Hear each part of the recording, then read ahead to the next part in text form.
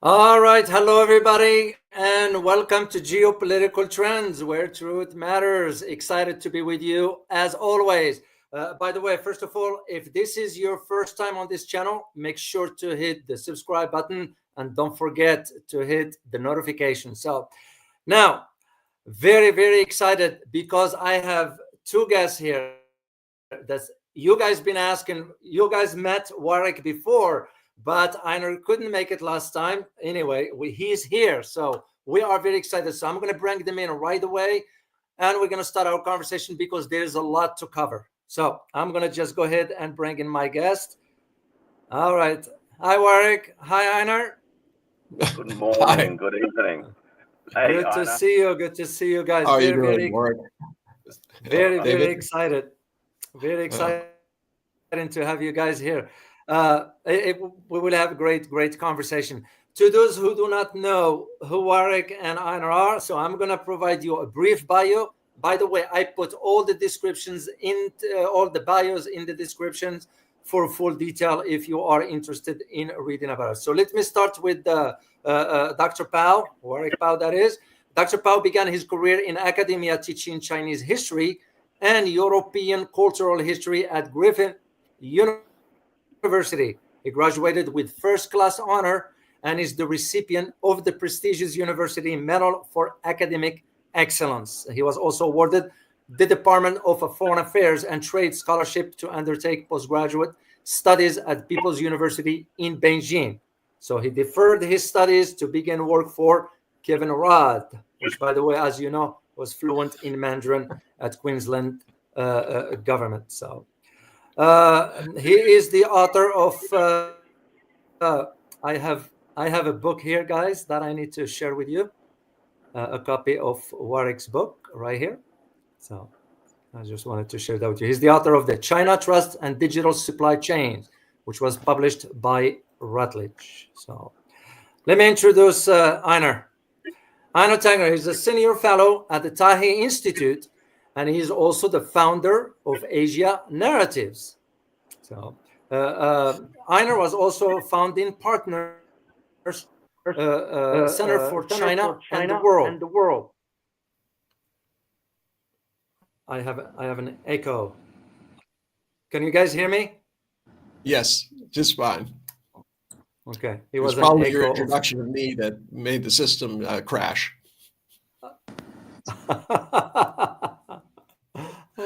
So, as I said, he was a founding partner Center for China and the World and a senior fellow for Center for Business Ethics. So previously he was a lawyer and investment banker. So I have the full detail, guys, at the description.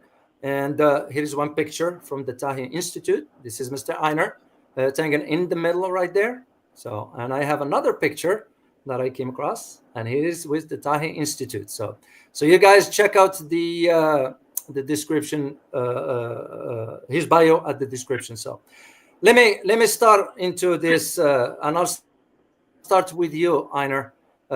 What can the world now conclude from both APEC and the G20 summit that just been concluded recently? Well, it further defines this kind of division that is occurring between the developed countries, as represented by the G7, and then the developing countries, Global South, Central Asia, which is really now represented by BRICS. G20 is somewhere in between. It has, remember, G20 was, how to put it nicely, it came into its own because of the U.S. Created financial crisis. And it was there to try to deal with it because the banks, the IMF, World Bank were not capable. G7 wasn't able to do it as well, so they created this G20. But since that time, rather than focusing on the economics, it has veered into the politics. And that's one thing you can't do. Countries have different interests and perspectives when it comes to politics. They certainly do with trade. But as long as you can talk strictly about trade, you can do it. Now, people are going to say, oh, don't be naive. Trade and politics are always together. And that's true. But if you start bringing in issues like Ukraine and Gaza and things like that into it, it's very difficult to see how you're going to hammer out a international trade deal that allows countries to break down barriers. And right now, that's where the epicenter of this split is. Xi Jinping came, made it very clear that he's opening up China. He got rid of tariffs. He opened up a new port, this Chancay port, which is the first open door for Western South America, which is not controlled by a foreign power. Remember, the Panama Canal is really just an appendage of the United States. We will go down there anytime we feel it is threatened and take it over, as we have in the past. So they now have this kind of open area, port, and this is really symbolic of what is happening internationally. Countries, the developing countries, and as I said, Central Asia are going their own way. And this is something that Warwick and I have always agreed on, that there is this separation that is occurring.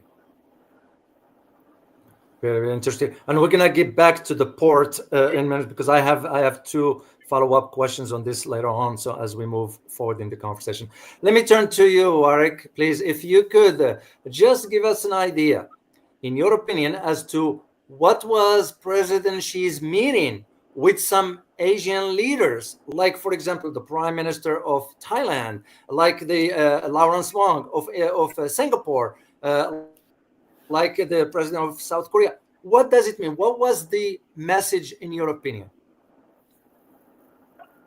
Look, I think we just need to put it into a bit of a context, and then I think we'll get to understand it a little bit better. As Einar said, the G20 in Brazil really reflected the unfolding changes that have been taking place in the world now for the best part of the last decade or more. And in fact, you could go back to the idea that the G20 emerged to address a problem which was actually symptomatic of the beginnings of the decline of Western unipolarity, namely the global financial crisis. So it was both a means of tackling the problems, but also a symptom of the problems themselves. The problems, in many respects, go to the heart of the way in which the world has been governed, both economically and geopolitically, for the best part of the last 30 years, namely the United States unipolar moment. And that era has come to an end. It came to an end sometime in the last 5 years, arguably, and different scholars and individuals will have a different date, I guess, as to when they would say that this unipolarity came to an end. But I think it's fair to say that there is wide consensus that the unipolar moment, the sugar high of unipolarity, is now behind us. So the G20, as it stands today, really represents both the fading of the old world and also tells us something about the nature of the issues as the new world emerges. The nature of the new world is one in which the emerging economies of the world, those economies that have been subjugated to colonial repression and exploitation for the past so many centuries, are finally finding what I would call their second wind. Not just their first wind, because the decolonialization movement of the 50s and 60s was actually the first wind, the push against Western imperialism and colonialism. But that push didn't end the problems of the world as it stood at the time, but it certainly was a step forward in the right direction. Now we're moving towards an architecture, political and economic architecture that is, well, the aim of which is to be a fairer political and economic architecture for developing worlds. And that developing architecture must be an open architecture. And so the idea of the world turning on itself and closing countries off is not the world that developing nations want to see. What they want to see is a world in which they can participate openly and fairly with each other in the pursuit of their own national developmental ambitions.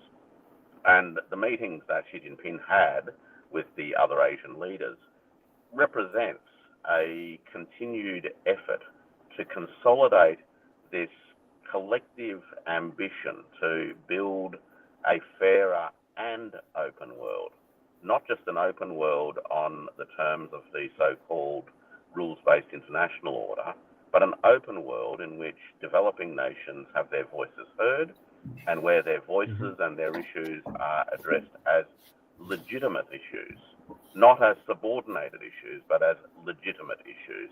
And we're starting to see, I think, some very interesting developments.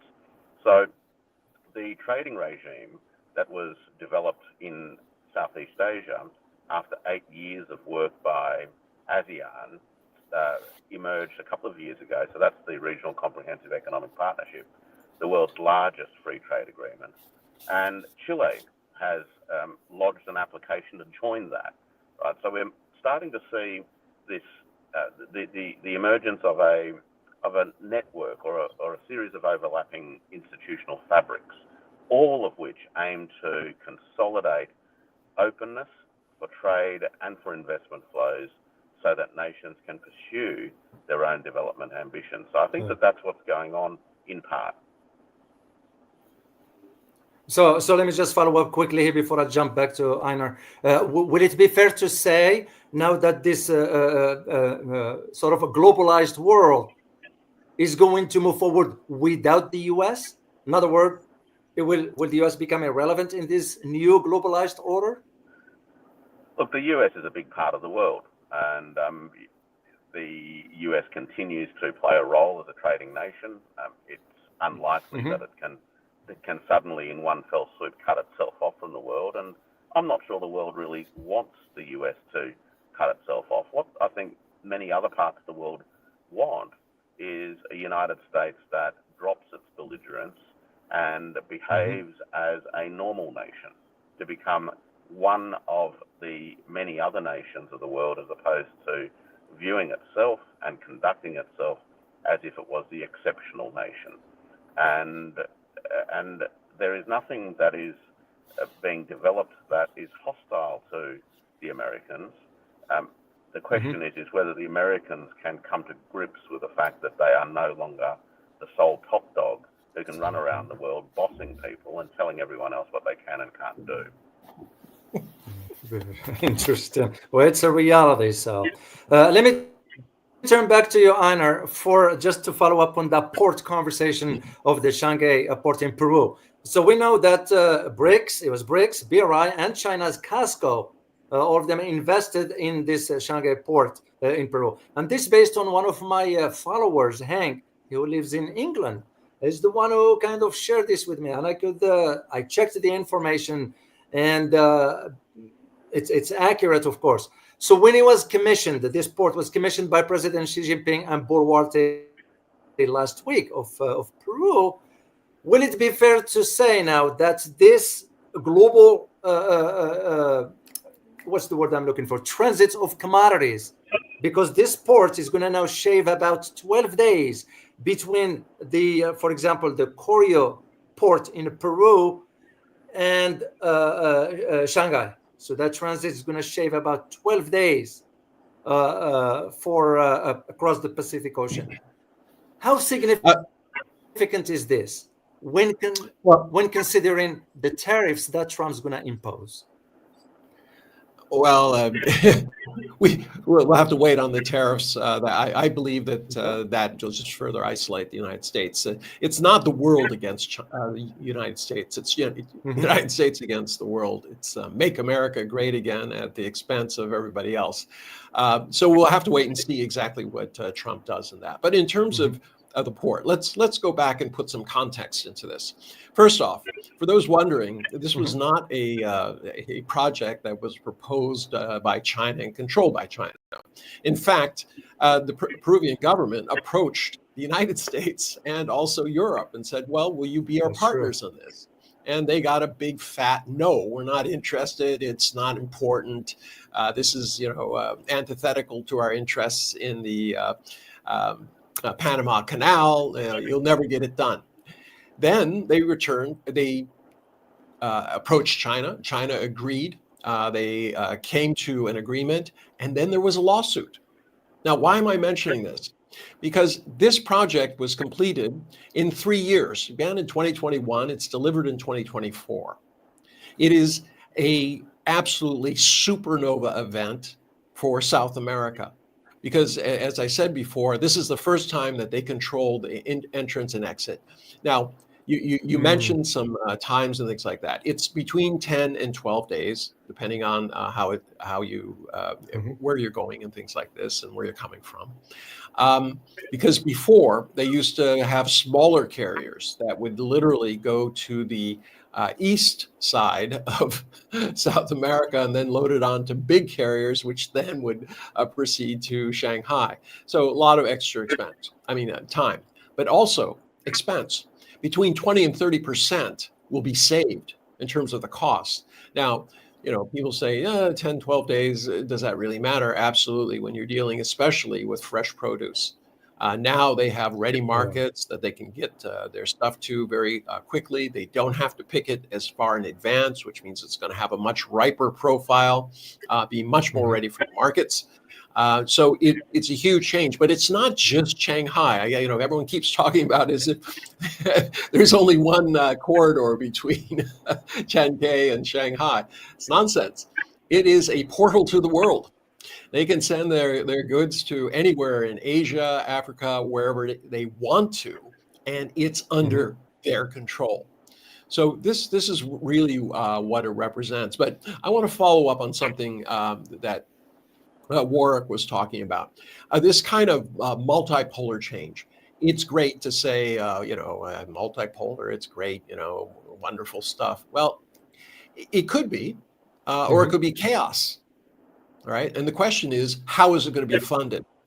And how are you going to take these building blocks and make something that is really, really important? What's the continuity? Hopes are not enough. I really do believe there are two things that are very important going into the future. One, the digital world, and this is something which Warwick is absolutely up to his neck in terms of creating the tools and platforms that are necessary for settlement of trade and things like this. The digital world can connect the most powerful for economic force that has been as yet untapped in the international arena. And that is micro, small, and medium-sized entities. These MSMEs are 50% of the world's GDP, higher than that in developed countries, 70% of employment. Can you imagine connecting these up with simple payment platforms, getting rid of the barriers that have been put in place and kept in place, quite frankly, by large corporations who benefit from this ability to do that? The second part is the Global South cannot continue to say, oh, please give us money. We just saw yesterday at the climate change conference, the offer was $250 billion for what is $1.5 trillion that is needed every year to deal with the climate change. Getting a series of under amounts, under budgets, and money that frankly doesn't appear is not sustainable. So what am I proposing? I'm saying that, the countries, like for instance, coffee, 70% of the world's coffee is grown in 4 countries. Yet almost the entire coffee world is controlled by 4 multinationals. And here's the irony: coffee prices go up, but how much do the actual farmers get? They get less in some instances. So it is time for these countries to form OPEC-like concerns, to come together, create bourses where they're determining the amount that they're getting for their resources, so that they can take care of their own development issues, take care of their own people, take care of their own climate change issues, instead of relying on unreliable partners who have failed to come through consistently. It's insane. As they say, the definition of insanity is doing the same thing over and over again and expecting a different result. So at this point, I think there has to be real change, and it has to be followed by dollar signs, or in this case, value signs. There is a growing tide to, settle transactions internationally with multiple currencies, not just the U.S. dollar. But that will be followed by systems that allow ordinary small businesses to fill out simplified contracts and have certainty in terms of the transactions they're doing, despite the fact that they might be in Bolivia and selling to somewhere in Iran, or if not Iran, somewhere else. So this is the kind of things that are necessary if this multipolar world is going to do. Yes, it will reverse the wealth flow that had been going previously to the United States and Europe. But I believe it's inevitable. I mean, OPEC showed that very clearly. And more recently, take the example of Mali. They were selling uranium yellow cake for 20 cents euro to the French, who are then turning it around and selling it for 200 euros. I mean, they said, this is ridiculous. Why are we doing this? We're being victimized. Physical colonialization just simply morphed into financial colonialization after World War II. And that has to change. These countries need to have the ability to pay their bills. And I've said this to a number of the development banks. You're concentrating on the exact wrong end of the stick. You keep talking about projects that can be paid back, but you don't look at the larger picture, which is these countries need the revenues in order to develop the projects and their economies. Wow, very interesting. Just to follow up on this before I jump to Warwick, I just got a conversation with someone in Washington and got the word that now the US is sort of upset with China. And why? It's because the possibility of the road and rail companies, those are Chinese, that is going to commission a new infrastructure across the Andes Mountains from Peru to Ecuador, Brazil, Bolivia, Chile, and Argentina. And the argument Washington made was that China should not interfere in the Western Hemisphere. What do you make out of this statement, Einar? Because I couldn't believe it. Well, you just don't like hypocrisy. That's your problem, David. You should embrace the hypocrisy. This is what Washington has done. I mean, I'm an American. I always find it funny that we had the Monroe Doctrine, where we directly interfered in South America. We changed governments. We assassinated people. I mean, that interference that's okay. But China, well, they're a peer competitor. No, their interference is the bad kind of interference, because they're actually trying to help these nations build something for themselves rather than tearing down their political structures. So just put it down to hypocrisy. I mean, this is just the kind of nonsense that goes on, the Washington thing. What Warwick said is American exceptionalism. Whatever we do, it's great because it's for the greater good, even if we have to kill you and your children and and your grandparents and things like that. Don't worry about it. It'll all work out in the end. And this is the kind of nonsense that the world is frankly getting tired of. We see that in the UN with the votes now. 2 days ago, the US said no. Everyone else, even their closest allies, said, gee whiz, we can't stand this. How can we stand by and watch this genocide happen? Something has to give. And the U.S. is furious. The ICC is going to arrest war criminals. How is that possible? We haven't agreed to that. We don't even agree to having our own war criminals arrested. Now, remember the threats that were made to arresting the ICC people in New York because if they dared to do anything that we did not believe in. Now, why is this doubly ironic? Because we're the ones running around the world saying that it's China and other bad actors who are undermining international institutions, who are disregarding international laws. These are bad people. Well, those bad people haven't broken any treaties. All right, like the Kyoto Accord or the Paris Yeah. Accord or the Iranian thing. So it's just you just don't like hypocrisy, and I can understand that because I agree.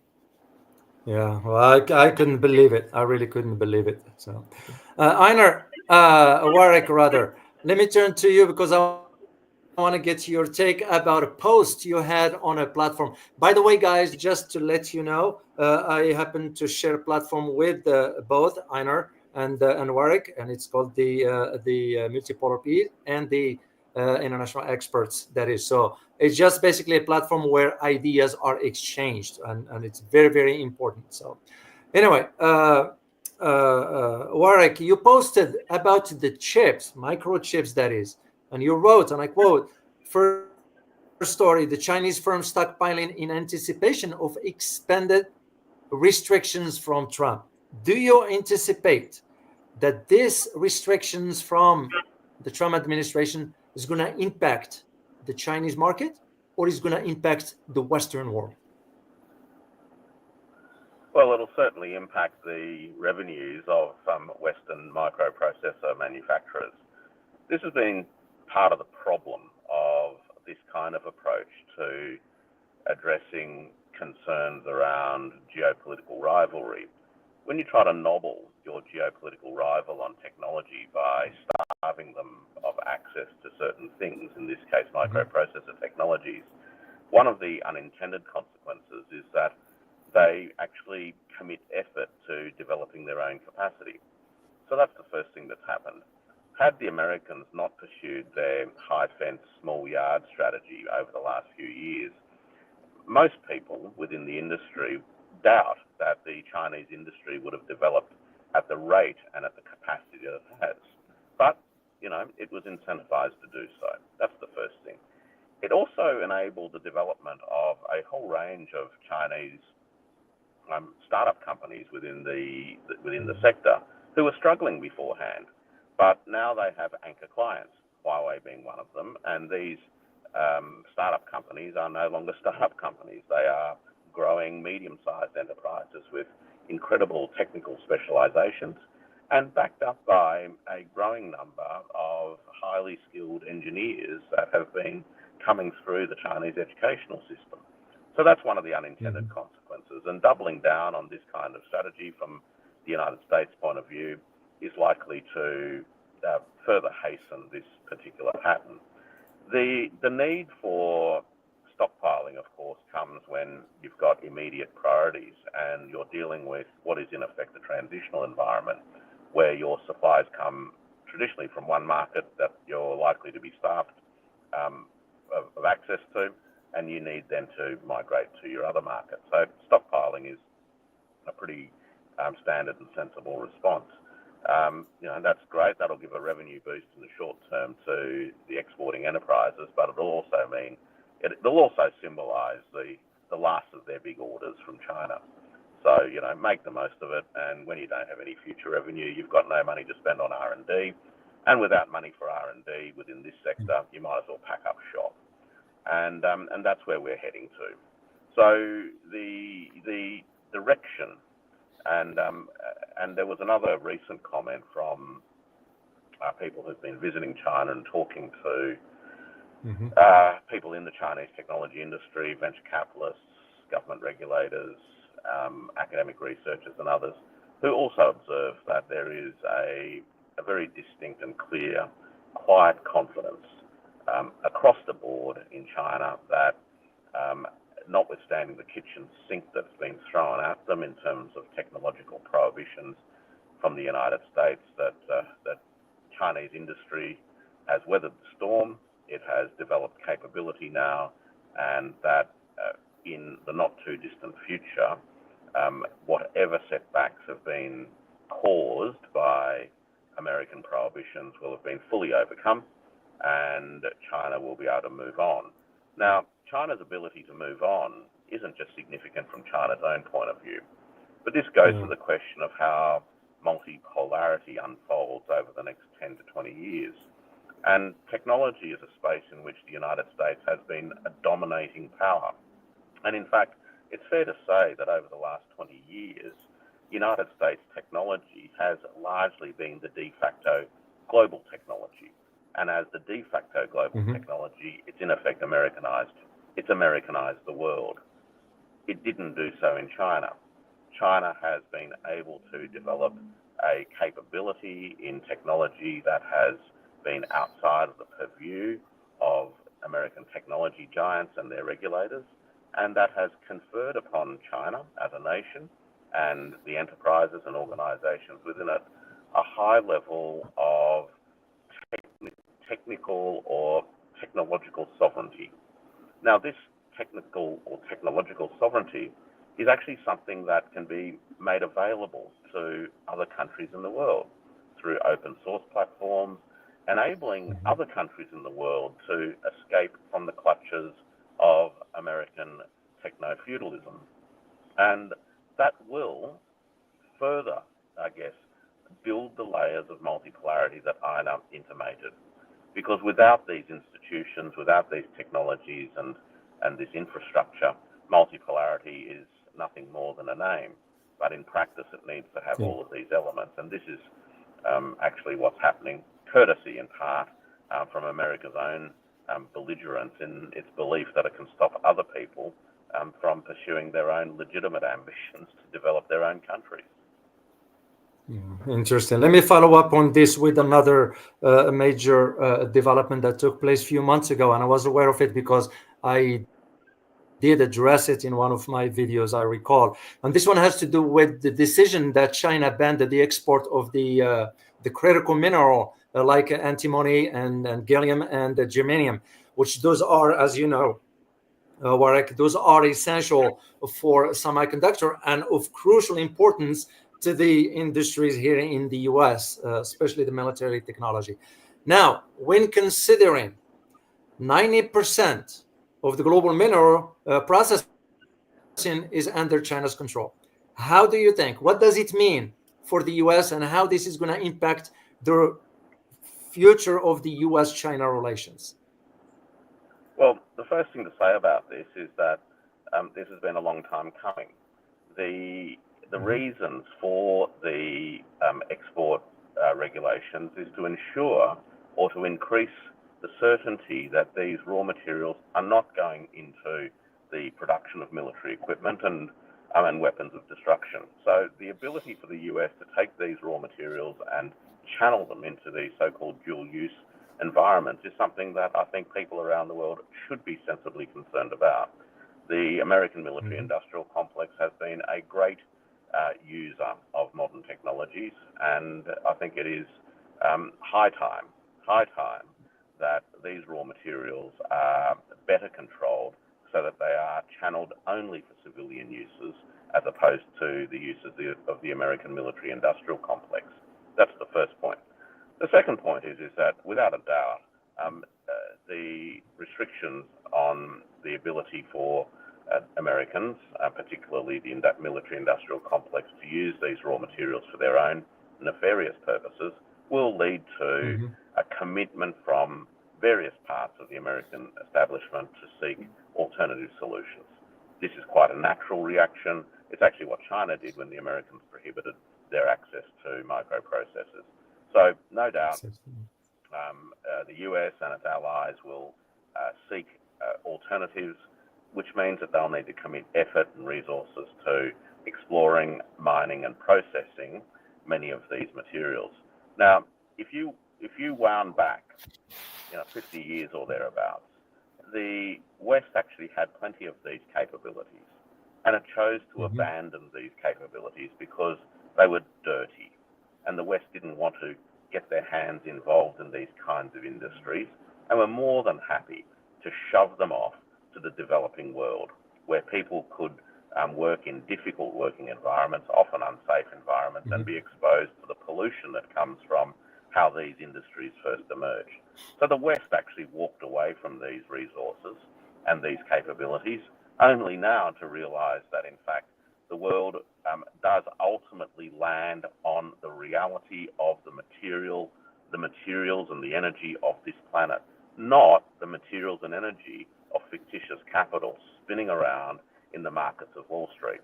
Now, that realization has come pretty late in Washington and certainly not in New York yet. But this is a realization that you've got to get back to the real economy. The best way to do that, of course, is through collaboration. But at this stage, it's quite clear that the United States and the political establishment don't quite know how to spell that word, let alone how to implement the intent of that word. It's the truth.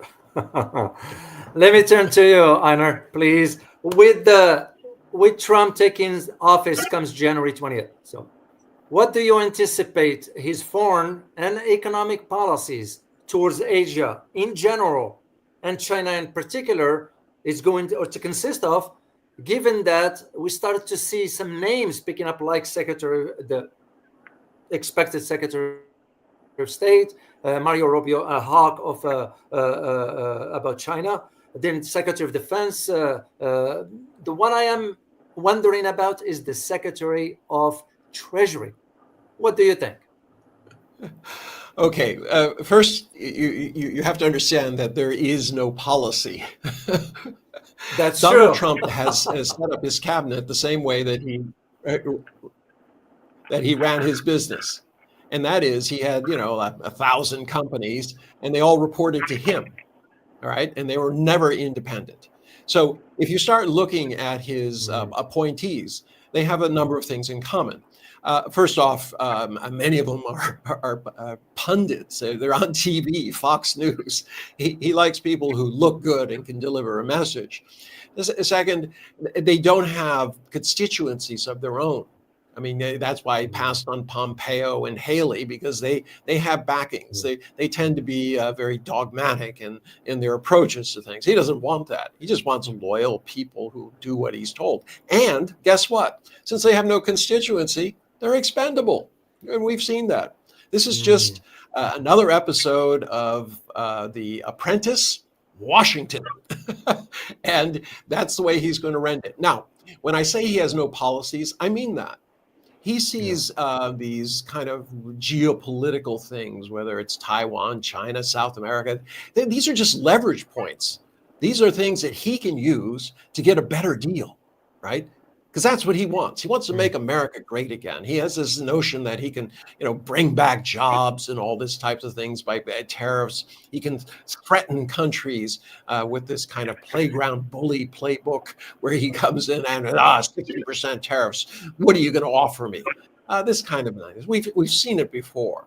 But it would be a mistake to believe that he has policies, because policies would require ideology. Ideology would require some sort of idea about values, whether you agree or not. He doesn't have any.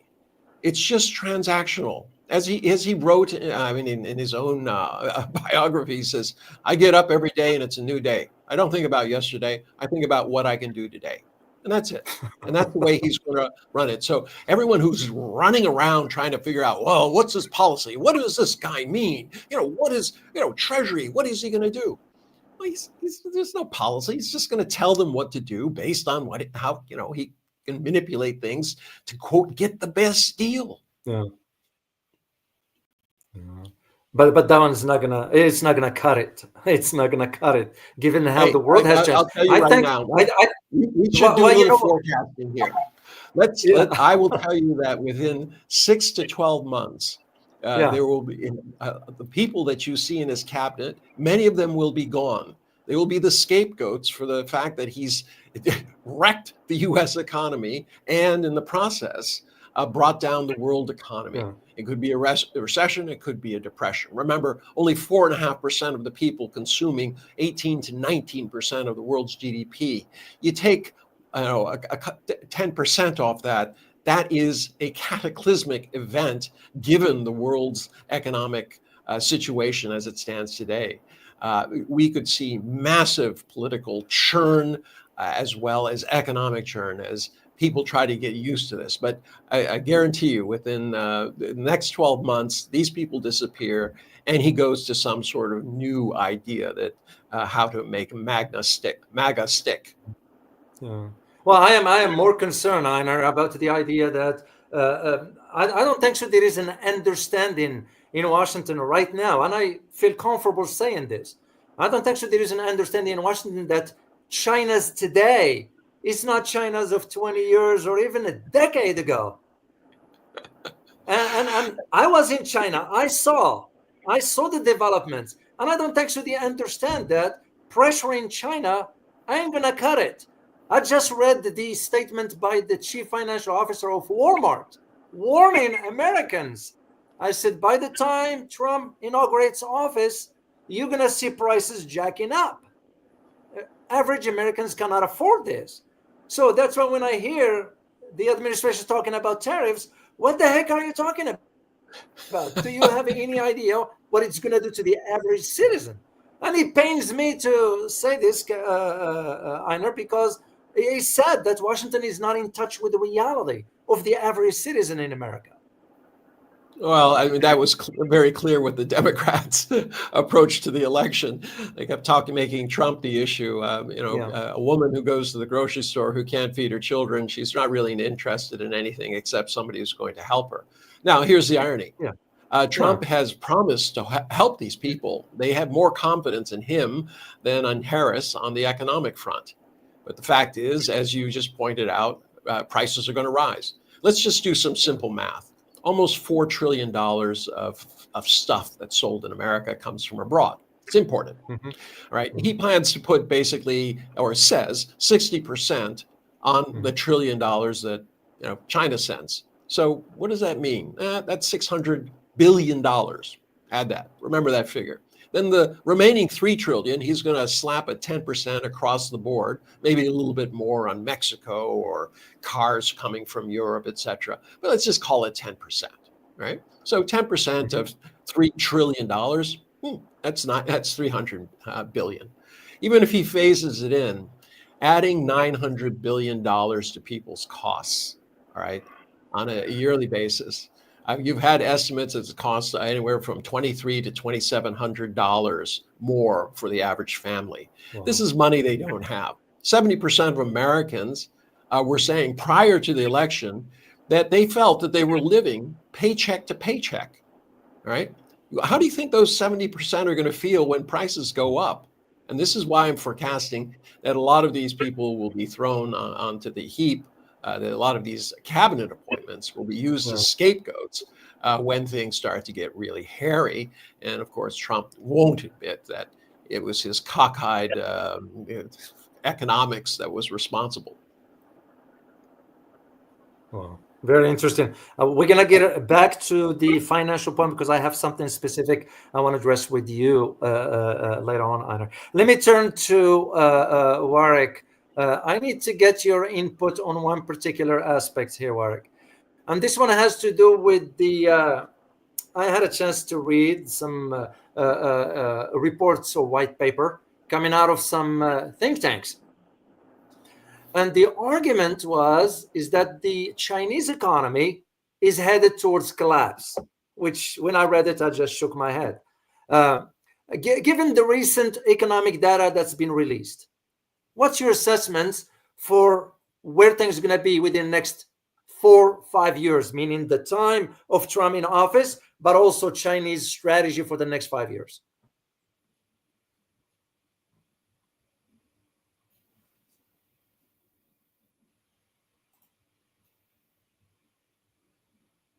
Okay, can you hear me?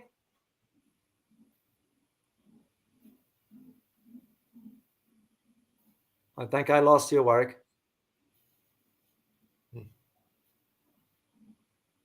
No, I can't hear you. I can't hear you, Warwick. Let me go back to Einar and I'll get back to you about this one here. So once that audio is on. Einar, I want to go back, please, to addressing the financial aspect. But I want to get your take on one particular aspect. And this one has to do with, I read an analysis by a Genesis Capital Group, which I happen to know its CEO, Dino Dian, is that Japan has joined now China in the race to the bottom in unloading the US dollar. And of course, if we are to go back just a few years ago, Japan unloaded about $61 billion in the last quarter, down 21% from 2020. And China dropped a whopping 44% since the peak of since 2013, basically. And in the last quarter, dropped about $51.3 billion. Are we looking at the end of the dollar being the main currency in global trade? I still think it'll be the dominant currency out there. I mean, you have to kind of understand what Trump is going to do and why a lot of these central banks are concerned. First, it was the weaponization, and that even started before Trump. The weaponization of the dollar and the SWIFT system, the settlement system. And when that happened, everyone lost faith. Now they started taking stuff from Venezuela. They took stuff from Iran. They took stuff from Russia. A lot of countries say, well, if we get on the wrong side of the US, they're probably going to take our stuff. So we have to make contingency plans. So that's one whole area that's been going on for quite some time.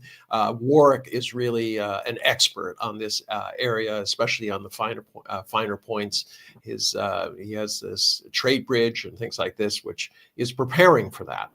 But there's this other issue. How's our friend Trump going to do this economic miracle? And there's a feeling that he's going to do away with the Fed. Just to reconstitute it with his own people, because the guy he appointed as chairman has said, "I'm not going to go along with you on this wild ride you're going. You're basically saying you're nuts, and I'm not leaving." So he's decided he's going to stay. That is not going to sit well with Trump. He'll probably try to get Congress to get rid of the Fed and then reconstitute something with a different name where he can put his loyalists on. Why is he doing all these things? What's the important part we should understand? Well, if you go back to Robert Lighthizer was the U.S. trade representative under Trump.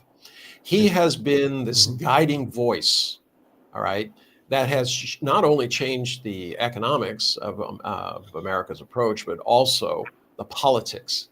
It's he who's been screaming that tariffs are the answer. And you know what? Unions love that. Tariffs. He's going to protect our industries. He's going to protect our jobs. And that resulted in a massive crossover. Now the Republican Party is the party of the hard hat guy, all right, not the Democrats. Even though the heads of the unions might pay fealty to Democrats, their rank and file is voting the other way.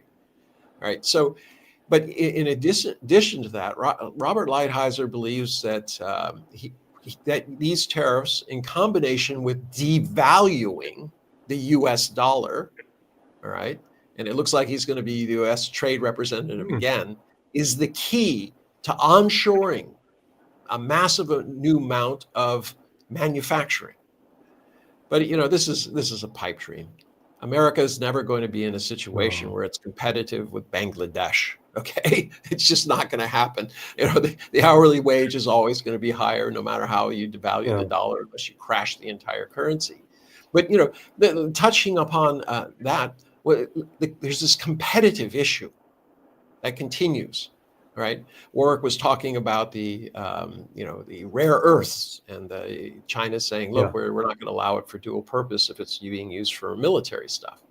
But the fact is, Chinese processing is a generation or two ahead of anything that is available outside. Why? Well, because the Chinese have been doing the processing. As usual, they have made it much more efficient. They've added tremendous amounts of IP to how it is done. Therefore, if the US and Europe say they want to get into us, sure, fine. Rare earths are everywhere. The issue is, how do you mine them? How do you deal with the environmental pollution? And then once you have them, how do you process them? How do you process them in a way where they're going to be competitive? Otherwise, what are you doing? You're just saying that American and European goods are going to be more expensive. And that's exactly what I believe is going to happen. You're just going to have more expensive stuff that no one's interested in buying outside. Perhaps, the military establishments of both Europe and America.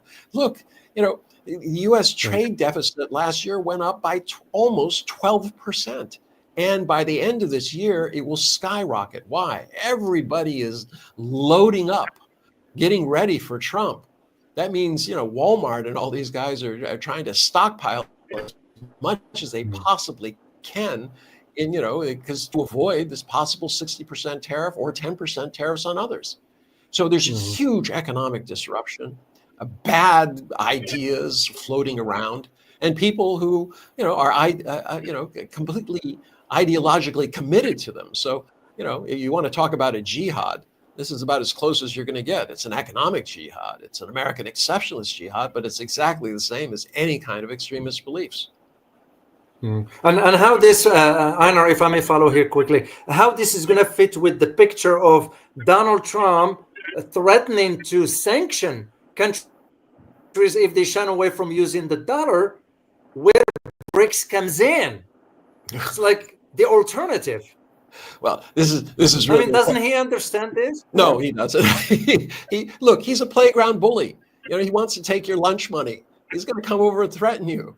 If a bunch of people on the playground get together and say, go away, all right, we're not being bullied. You can't beat us all. What happens to the bully? He becomes a whimpering, simpering idiot. They just say, "Oh, why are you picking on me?" All this type of thing. I mean, he's already has the victim narrative going, and he'll continue that. But this idea that he can impose sanctions on the world, like he can impose tariffs on the world is waking up to the fact that they don't need the United States. It would be nice to have it. You can't ignore it. But if the U.S. wants to go its own way, the rest of the world can't stop. And that was a big part of Xi Jinping's message. I mean, his 8 points where he talked about, here the things that we have to do. Guess what? It doesn't matter if Trump or Harris is in the White House. We still have problems. All right. Climate change, the economy, health, all right, education, development, infrastructure. All of these things remain regardless of who's in the U.S. White House. And that was in continuity going forward. Now, I'll let Warwick talk a little bit more about the niceties of what happens when Trump threatens the world with, "I'm going to put 100% tariff on you if you don't use the dollar." Let's bring in back Warwick here. So, sorry, Warwick, we couldn't hear you earlier. So. No, I lost you as well. No. And technology conspired at that moment.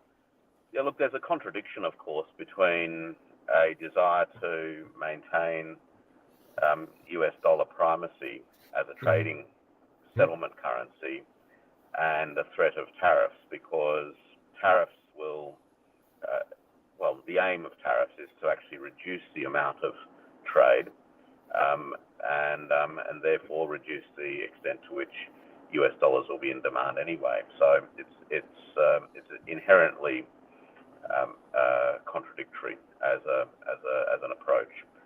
The other thing, and I think Einar intimated this too, in reference to Xi Jinping's 8 points, the challenges of the world and the aspirations of developing countries and other countries don't change just because the occupant of the White House changes. The issues remain there, fair and centre. Whether they are developmental, whether they relate to global poverty, whether they relate to addressing conflicts, and whether or not they relate to successfully achieving a clean energy transition. All of those challenges remain in place, and countries increasingly understand that the best ways of tackling many of these issues is to find ways in which they can define the problems collaboratively and shape policy responses that are well coordinated and, to the extent necessary, are also grounded in the ethos of collaboration as well. Now, what the United States does or doesn't do in large part won't affect these issues. It will, of course, affect the extent to which some of these issues could be progressed, for instance, in terms of global impacts on CO2 emissions, but by and large, the world will just keep going on. And the United States really is at a crossroads, I think, and the G20 reflected this challenge, and that is it going to try to live in the past where it could, in essence, dictate the terms to the world as far as how the world would be organized, or is it going to come back to the table and play a constructive role, not an isolationist role, not a bullying role, not a belligerent role, but a constructive role, and one that actually understands that what's good for America is good for the world, and what's good for the world is good for America, not simply about making America great again, irrespective of what happens elsewhere. And I think that they're the dynamics that are now at play. The domestic economic challenges that the US faces, and I could hear Einar's description of them, I think really paints a very challenging picture for the incoming administration. And in large part, that's because the symptoms are quite clear. You know, the fact that the majority of households live paycheck to paycheck, that over 20% of households skip meals to pay mortgages and rent, 13% or thereabouts experience scarcity of food. The delinquency rates on household personal credit card debts continue to grow. And so the symptoms are all there. The problem comes with how you diagnose those symptoms, and the diagnostics is largely revolves around the idea that it's been trade that has caused these problems. That's a nonsense. The effects of trade, in many regards, reflect a hollowing out of productive capacity first. Right? You can't trade what you don't make. That's the first point to remember. And decisions by American capital to relocate their productive capacity and move elsewhere, particularly those labour-intensive elements of their production systems, began taking place in the 1970s. The oil shock of the early to mid-1970s really gave that a boost along. But the problems of American productive capacity and employment in manufacturing predates the emergence of China by a good 25 years. China is now blamed for structural problems that emerged in American capitalism in the 1970s. The thing that the academic research shows very, very clearly is that as the American economy financialized and as there became a greater array of complex financial products and as Wall Street expanded, so too did manufacturing as an employer diminish. And these two things are related. There's a cause and effect relationship. As the American political economy became financialized, it also deindustrialized.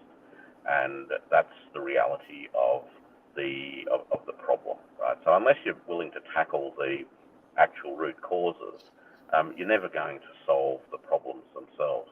And the root causes are that Wall Street has soared whilst Main Street crawls. That's exactly what's happened over the last 40 years. No one's going to touch Wall Street. No one. None of these policies that are being talked about is about dealing with the problems of financialization, why it is that the world of derivatives and other conjured financial instruments attracts far more dollars than the world of actually making things and creating things that ordinary Americans would find useful in terms of their own lives. That's where the problems lie. Trade's not your problem. Trade's just a consequence of a failure of industrial development. Now, the last thing I'll say is this. Often, the criticism is that the United States has abandoned industry policy. That's a nonsense as well. The United States has always had industry policy. The military-industrial complex is a function of American industry policy. It has been that way for 60 years. The development of Silicon Valley couldn't have happened without the financial support of the Department of Defense and the Pentagon. That's industry policy. The financialization of the United States economy hasn't happened without an industry policy that enables finance to do what finance has done. Finance has been privileged in the way that industry policy has been geared because there was greater value monetary-wise to be gained through enabling the expansion of the trade in financial instruments than there was in producing real things. You don't have a health system that can't deliver decent healthcare to most people, but delivers exorbitant profits to private health insurers and big pharmaceutical companies without a distinct policy environment that makes that possible. That's industry policy. The problem with America isn't that it has lacked industry policy. The problem with America is that it's got the wrong industry policy insofar as the majority of ordinary working American families are concerned. Very, very interesting. Yeah, you wish that. Rant over, Mike. Wasn't it a rant?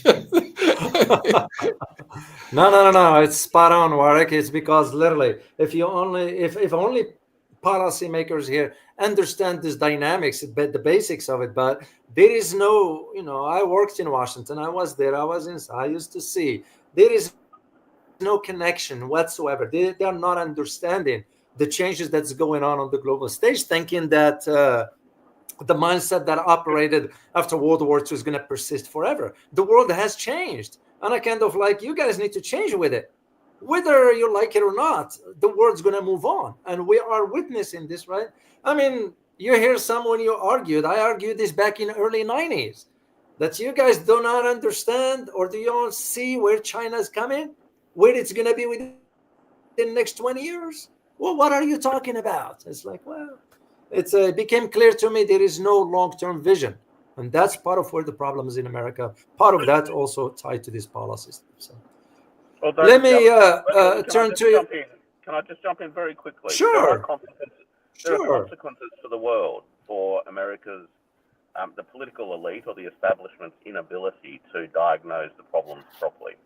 And what it means is that they end up blaming the wrong people and the wrong things, which leads to the wrong policy responses. So this whole tariffs thing is the wrong policy response. It's the wrong policy response for America. For America, right? The research shows very clearly that since the Trump tariffs were imposed in 2018, that the jobs didn't come back to the heartland, but the costs increased on American working families, and they also increased on American enterprises, further hampering their ability to be competitive to deliver high-quality services at a good price for American consumers. None of this has worked for America, right? This is the point. But by blaming others is a symptom of an American mentality, and I say this as a friend of America and as somebody who's got many American friends who I love dearly, that America needs to be able to own its own problems. America has got a lot of resources, an incredible resource base as a continent, both natural resources and human resources. It needs to own its own problems. It needs to stop framing itself as a victim of the world. For crying out loud. For crying out loud. This is a country that has lauded itself over the rest of the world as the most powerful military projection machine that the world has seen in the last 30 years, trying to claim that it has been victimized. Fair go. Come on, give us a break, right?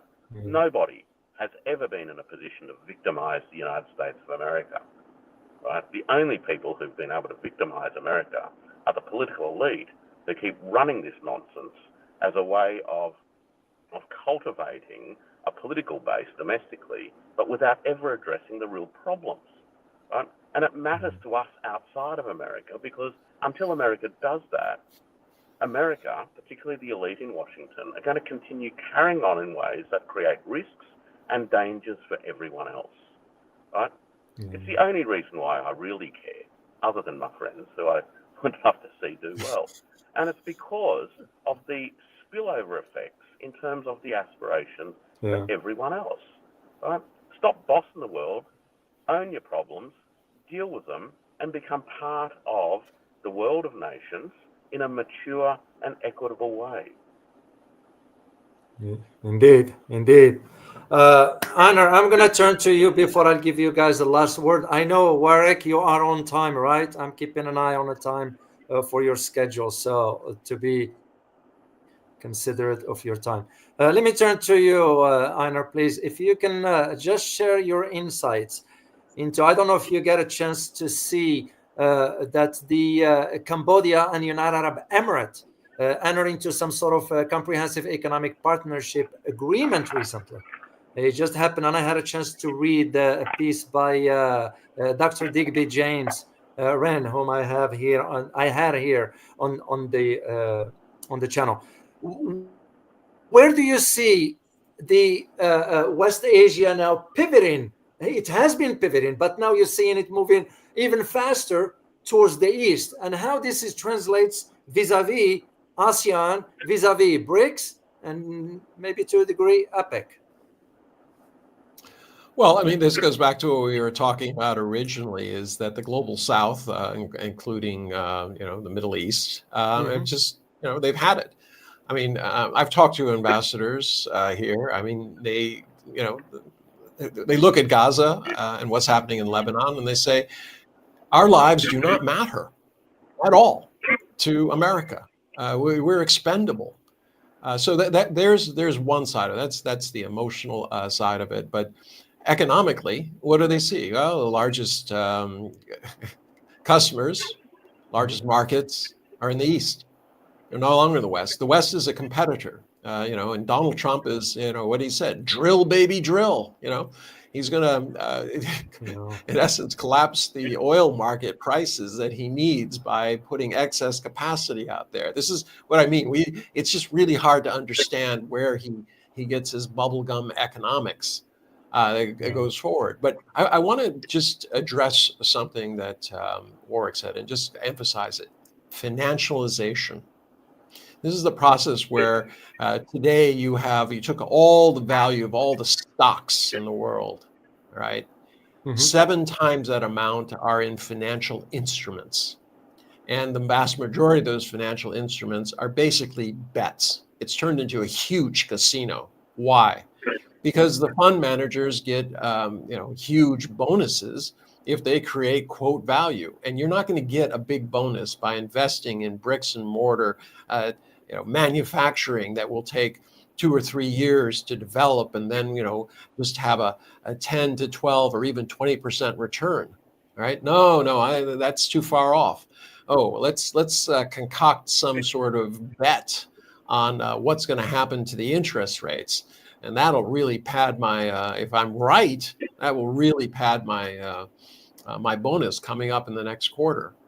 And the other part of this is this move towards monopoly. I mean, you have the Chicago School says the magic of the market will cure all. Well, what has happened? The United States has in almost every major industrial sector between one, if you're counting Boeing, or 3 major actors who generally seem to mimic each other, mirror each other's moves. I don't know how that works. I've probably worked out at the golf course or something like that. Occasionally they get caught doing it, but what they do is they dominate the industry. They're not providing a service. They're basically taxing people for giving that service. And it's not just the U.S. Anywhere in the Western world where you have dominant dominant entities, like for instance in Germany, the Deutsche Telekom decided to just skip over 4G. They'd wait for 5G. So what does that mean? It means that Germany it was number 23 in terms of the speed of their internet for years out of 26 European nations. I mean, these are decisions that are made at the top purely for profit. There's no competition. And these are the types of things that are ruining, countries all over the world. You see it, whether it's in the pharmaceutical industry, everywhere that these companies they try to bulk up in size so that they can just dictate prices for profits. So in other words, the government, Einar, is not working for the people as it ought to be. Look, I mean, that's naive. The government is never, in America, the government doesn't work for the people. It uses the people. As Warwick pointed out, there's a series of think tanks in the U.S., the Big Five and the trailing 14 GOMs, that go out and produce a tremendous amount of paper. And they use a lot of psyops to convince people that what they should be doing is voting for candidates who are going to screw them, like Donald Trump. I mean, I don't know how else you can put it. And pulling the wool over the American electorate's eyes has always been the main objective. You use their votes, get in power, do what you want. I mean, American politics, as you know, I used to involved in elections there. So was Warwick as an outside consultant. But I was doing the nitty gritty work, sitting there. You appease the people, but you actually do work with the special interests. And it's not this quote evil empire. It just happens. If you want the unions, you have to say, okay, I'll support your legislation. If you want the realtors to vote for you and give you money, you have to say, well, I'll support your legislation, or I'll help your guy get into a certain position. There's all these horse trades that go on. This is the reality of American politics and democracy around the world. So this idea that democracy works for the benefit of the people is nonsense. Yeah, they can change governments, but it doesn't change the issues. And that's the problem. And the other problem with democracy is that it's not about democracy being the issue. It's about people's attitude towards it. If I vote only for what will benefit me, well, gee whiz, you don't really have democracy. You just have a mob, all right?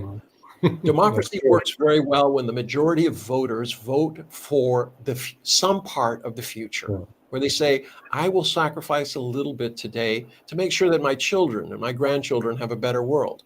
That's when democracy works.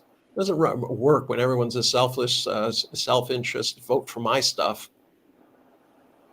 Yeah, that's true. Very, very spot on. I'll give you. I'm gonna take just a quick turn between the two of you.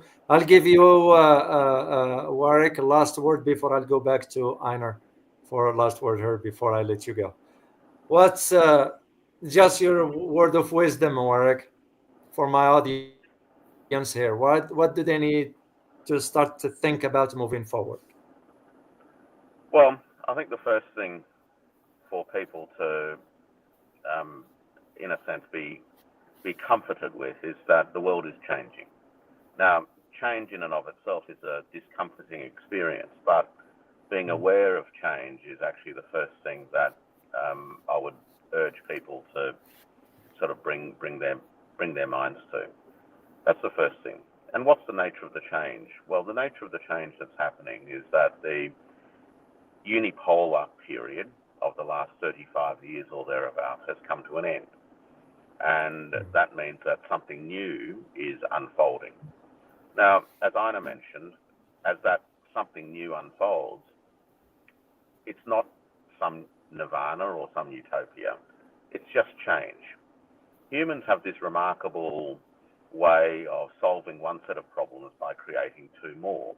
And I would expect that as we solve the problems of unipolarity, we'll create a bunch of new problems of multipolarity. But there's no going back. And the challenge for those who are interested in public policy questions and who are active in communities and want to have a say and contribute to the ways in which public policy is shaped, the challenge for them is to have a clear line of sight on what the nature of the problems are. The nature of the problems in their own backyard, as well as how those problems relate to the bigger dynamics happening in the world. So the nature of the problems in the United States goes to this structural imbalance that has emerged over the last 40, 50 years, where the finance sector now dominates the economy. Until the United States tackles that, it's going to persist with policies that actually don't work for the majority of working families. Be aware of that. For those of us outside the United States, we need to be aware of that too, because that results in certain kinds of behaviours that affects everyone else. With that said, what we've got to do, and I guess this is more of a soapbox rather than an analytical observation, the soapbox is this, and that is that as frustrated and at times as angry as I'm sure some people are in relation to the United States and its vassals and assorted allies, particularly off the back of what's happening in places like Gaza, we need to always think about what tomorrow can be. So it's not just about forgetting yesterday, which you can't. And it's certainly not simply about thinking about what you do today. It's actually understanding that what you do today affects what happens tomorrow. And as we think about what happens tomorrow, the unfolding of multipolarity not only needs institution building, but it also needs an ethos of magnanimity. that just because a small group of Western nations spent 500 years exploiting everyone else in the world doesn't necessarily mean that the best response is one of equitable retribution. On the contrary, moving to hopefully a better world requires this transition to bring with it a big dose of magnanimity, because otherwise we're not going to actually transcend the problems that we've had over the last few hundred years, but simply repeat them under a new guise. So I guess that's my little soapbox end of show comment today. Well, thank you so much, Warwick. Einar, I'll give you a last word, brother. I stand in admiration of my my good friend Warwick's wisdom there. I completely agree. I used to teach something on what is vision. And I talked to these CEOs and I said, vision is very simple. All right. It's not what people talk about and all these things. It's just you see the problem, you see the probable solution. All right. And you take those probable solutions and you figure out what the problems with those will be. All right, and you try to solve those so that you have some time to be very thoughtful and to develop solutions that are going to be needed into the future. If you can do that, going out, problem solution, problem solution, problem solution. It's a game like chess where the geometrical progression of what problems and solutions will be, but we'll put that aside. I completely agree. The world is in change. It's not going to. That's not going to be anything that's new. But I harken back to what Xi Jinping was presenting at APEC and G20, is that the problems remain the same. It doesn't matter who's in power. The issue is how we're going to solve them. And part of that solving is being innovative, not looking at this as a world-crushing incident. The things that are happening that are bad need to be identified. They need to be pointed out. They need to be protested. There need to be votes, etc. But in the end, on an individual level, you're not going to. Each individual out there is not going to go and change the course of what's happening in Gaza or Ukraine. They can collectively try to do that. But on an individual basis, there should be some idea of how to contribute positively. Look for the opportunities, and there are so many of them. What I was talking about, creating bridges between micro, small, medium-sized business entities, creating new bourses. These are the types of things which are the probable solutions in the future, if there is, in fact, going to be positive change. Otherwise, multipolarity only equals more chaos, unfocused chaos, as every country tries to figure out how to get their own. I like the idea of magnanimity. I'm not certain that we've had a lot of it for long periods of time, unless there's quite a bit of prosperity going around. But I'm hoping that prosperity will be shared as opposed to being a zero-sum game.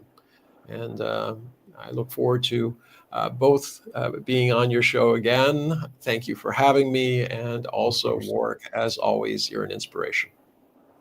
Well, thank you so much, gentlemen, for truly sharing your knowledge with all of us here at the community. This is, guys, why I always tell you, if you are to learn something, listen carefully. Someone like Einar, someone like Warwick, those are not your average people. And I say it straightforward. I consider them friends. Usually it's not a term I use loosely. And because you also learn from individuals like this, because the experience and the knowledge they possess. This is not media ain't gonna tell you this. So, and we are so grateful to both of you guys for being here. I know you're busy. I know you have a full plate, but carving out time for us here at the community is so kind of you and generous, and I am very, very grateful. So I appreciate you all, and I look forward to seeing you again.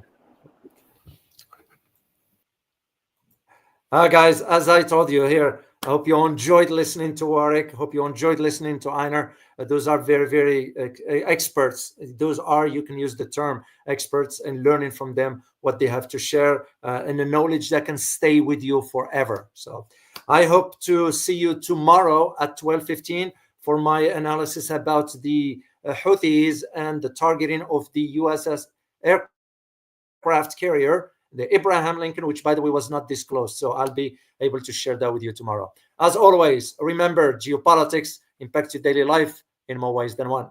Till next time, guys. Bye-bye.